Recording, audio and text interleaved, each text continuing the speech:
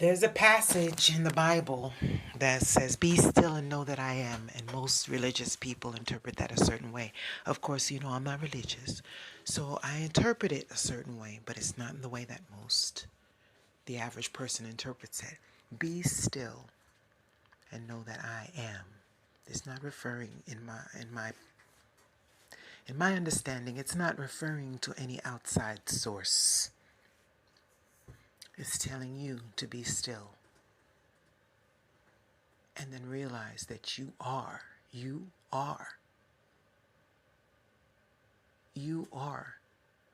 that in whose image you were created.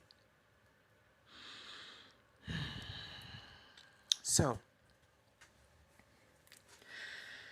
this morning, all the time really, we're always getting downloads. We're always getting advice from our guardian angels. From this morning, something was imparted to me and I want to share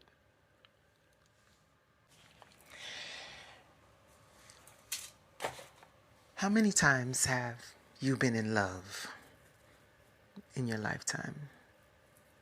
Even young people, I remember in high school, you find people in high school, your first love, your prom, and then you go to college. And some people actually marry their high school sweethearts or college sweethearts. And, everybody's story is different. But how many times have you been in love?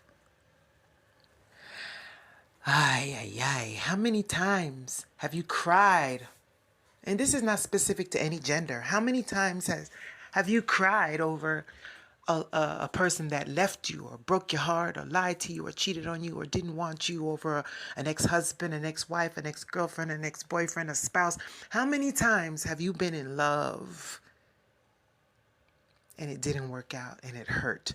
Now, if you're the one who walked away, you walked away for a reason. You walked away because it wasn't working for you, or it wasn't feeling right, or you were just in it for specific reasons. And then you decided, okay, it's time for me to get out of here. I gotten what I needed or what I wanted. But how many times have you been on the receiving end of heartache? Now, think back to the first, second, I don't know how old you are, if you can remember, but think back as far back as you can go to the person, one of the first persons, if not, if you could remember the first person that broke your heart. And then if you could say, well, I was a child, I didn't know no better. Okay, go back to adulthood. Think about the last person who broke your heart. If you're over it and you're in a healthy relationship right now, think about the last person that broke your heart and then say to yourself, wow, I really, really thought I wanted that person. I really, really cried over that person. I really, really thought he or she was the one. Now, let's say you're not in a new relationship, because that kind of clouds up what I'm trying to say. Let's say you're not in a new relationship, but you've gotten over your heartache. Do you know how many guys, I could sit down and write it on a piece of paper, in my past? I'm going to go back about 20 something years. One guy was abusive, and I was obviously emotionally unhealthy person because I stayed with him for 5.5, 6 years, and he used to beat the crap out of me. Literally beat the crap out of me. He stomped me in my face with his boots and knocked out my teeth. This guy still calls me every once in a while. I hope he doesn't call me this weekend. He found my number online when I got my real estate license, and every once in a while he calls me. He was out of his mind crazy. He was on drugs. I didn't know it at the time, but it turns out he was heavily, heavily on drugs. But he was a crack dealer who became a user.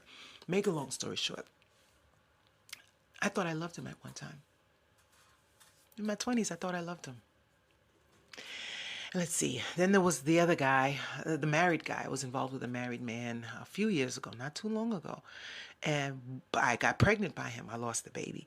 And everything happens for a reason. The wife said God took the baby from me because she was a religious fanatic, but that's not what happened. Okay? That baby wasn't meant to be brought into this world for so many reasons, none of which included her God killing it. But the point is, I look back now and I'm glad I didn't have his baby. I'm relieved that I didn't have his baby. He came back after getting a divorce And then I didn't look at this. It's so funny because I had looked at him like, do I want to be with this man? I could have been with him. I could be married to him right now. After he got a divorce, he waited almost a year. He came back, and then I didn't want him. I said, let me think about this. We didn't sleep together after he got a divorce, ironically, because he had already been out sleeping around after he got a divorce. And I thought about it, and I said, do I really want this man? Do I really want this man?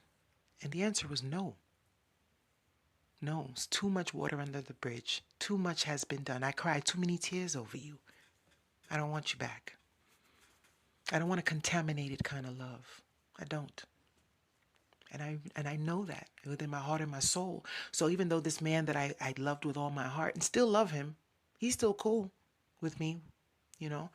We when he came back after the divorce and we talked about everything, and I mean, we did each other really, really horribly. Really horribly. He hurt me so badly. He hurt his wife badly. And then I turned around and I did some vindictive shit to him. But he still came back and still said, I never stopped loving you. And I said, I know. But I didn't want to be with him. He wasn't my man. He wasn't my husband anymore. But I remember a time when I sat there holding my belly, crying so hard I thought I was going to die. I literally, the pain in my chest and in my belly, and that's how I lost the baby. I thought I was going to die. But I can honestly say his name, I could think about him, I can see his picture, I could see him with his new woman, I can do, and it doesn't do a damn thing to me. And that was what Spirit whispered in my ear this morning. Spirit said, now you can let it go. You can do what you need to do for your own situation, for your financial situation with the attorneys. But Natasha, all this recent shit had to happen because seeing him stand behind her and call me garbage, whatever little piece of love I had in my heart towards him completely disintegrated at that moment. I actually have to thank both of them because indirectly they were doing the work of my angels. Because I needed something to let it go. And I had let him go knowing he wasn't for me, but I had to let the thought of him go, the pain of what he did go, of how he treated me. The disrespect was profound. It was abuse. Verbal abuse is abuse. Emotional abuse is abuse. All abuse is not just a man punching you in the face or kicking you in the head. Abuse is so many different things. Manipulating someone is abuse. Using someone, deceiving someone, that's abuse. And I realized no matter how much I had loved, I said, damn, I fell for this dude hard. I love this dude. Before we even slept together, I was in love with this man. But when I saw that he was abusive, I let it go. Now, you can't cut off your feelings that are in your body and in your heart. When you lay down with someone and you make love to them and you fuck them and you have sex and you suck and he sucks, and when you create that soul tie, when you fuck people raw, whoo, it's scary, which is why I go years without having sex. Because when you lay down with a person, a lot of people, most people take sex very nonchalantly. It's nothing to be taken lightly. Having sex with someone is nothing to be taken lightly. Do you know how many? One of the reasons my son broke was because he was bouncing around in the street from woman to woman, and he got involved with a few women who, one in particular, but a few of them who he would have been better off, and I told him, walking away from. But he didn't. He thought, men, a lot of men, they think it's a game. They think it's a game. They think the more pussies they wallow around in, the more macho it makes them. Man, oh man.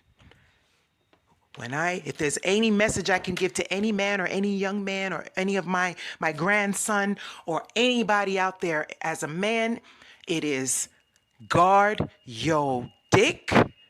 Respect. Man, if you think that shit is something to play with,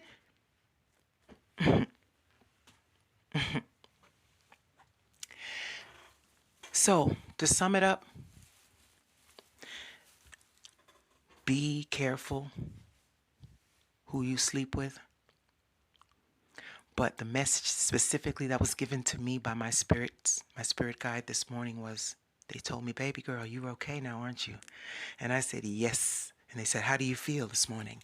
And I said, I feel amazing. I feel renewed. I feel like a big brick has been lifted off my chest. And it's that anger has subsided. Doesn't mean I'm not going to do what I need to do. But that angry feeling that I felt inside that was eating me up, not anyone on the outside, but myself, the resentment, the questions, why did he do, why would someone do this? Why? And then my spirit told me, you transferred your questions over to a woman that you didn't even know, because since you didn't have any answers, this is what I was doing in trying to warn her. It's like, how did they explain? I can't put into words what was imparted to me telepathically, but it's like, you don't have answers, so you want someone else to ask the questions for you. This is deep, and I don't even know how to articulate what I'm trying to say. So a part of me was trying to warn her, but a part of me was also like, maybe she'll get the answers that I never got. But all that is done and dead now. All the desire to know why he did what he did is irrelevant. Because he's not the first man. He will be the last, I promise you that. But he is not the first man to do me wrong. He's not the first man to hurt me and to take me very lightly and to shit on me and piss on me and walk away. He's not the first. And I've gotten over each and every one of them. And I stand here right now today, looking in this bathroom mirror, talking on this phone, making this vlog, thinking, there is nobody from my past that I want back. Not even Mr. J. There is no one that has either walked away from me, or I have walked away from them, or we walked away from each other. There is no one from my past, male or female, that I want back. And being still, be still and know that I am. Being still, sitting here and being still with it. That is my truth. That is the truth, and that is my truth. And it's so freeing.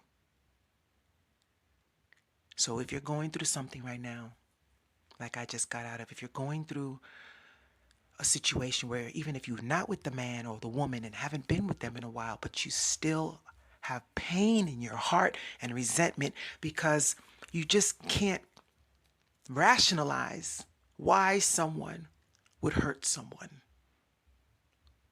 who was nice to them, good to them. Luckily for me, with my last lover, we weren't even in no big giant romance for no long period of time. But even so, pain is pain. I had a dog, a puppy, a couple years ago, and he was 11 months old when he died, and I still hurt over him. I still miss my baby. I still miss my dog, you know? So it's not about how much time you invest in a person, although I'm grateful I didn't waste too much time last time around. It's about the feelings that are present within you when that person hurts you. Bottom line is, when you're feeling anger, pain, hurt, resentment, sorrow, depression, remind yourself this ain't the first time. It might be hard if it's your first heartbreak to understand what I'm saying, but if this is not your first heartbreak, remember you've been through this shit before and you got over it. and you manage to meet someone else. Learn from your mistakes and walk away. Luckily, like I said, I learned from my past mistakes. So I gave this last dude a few more chances than I should have, but I was smart enough to walk away before constantly back and forth and spending years in my life, and I'm no spring chicken, and spending years in my life with someone who's not right for me. And you know how you know whether or not they're right for you? It's not how you feel about them, because your heart will deceive you. It's not about how much you love them and want to be with them and want to fix them. That's not how you know someone is for you. You know someone is for you when they love you in a healthy way. And you know deep down inside in your heart when that person is not loving you in a healthy way.